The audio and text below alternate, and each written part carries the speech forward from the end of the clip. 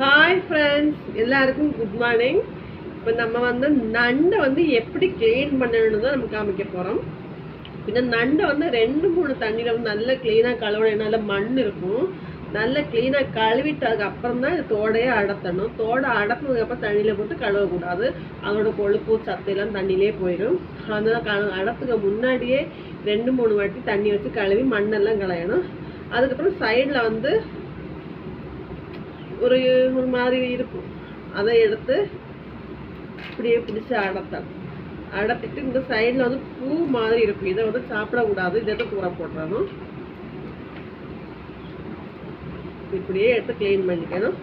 அடுத்து இந்த காலில் இதெல்லாம் நகத்தை எல்லாம் நமக்கு சாப்பிடக்கூடாது. அந்த நகத்தை வெட்டிடணும்.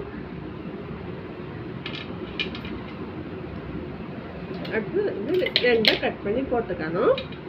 அதுவும் இந்த தோடுக்கு உள்ளாடி நண்டோட கொழுப்பெல்லாம் இருக்கும். அதையும் குழம்புல போட்டால் தான் நண்டு கறி டேஸ்ட்டாக இருக்கும். அதை எடுத்துருவோம்.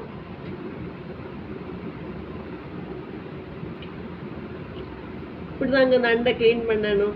வீடியோ பிடிச்சிருந்தா லைக் பண்ணுங்க, ஃபாலோ பண்ணாதவங்க ஃபாலோ பண்ணுங்க. பாய்.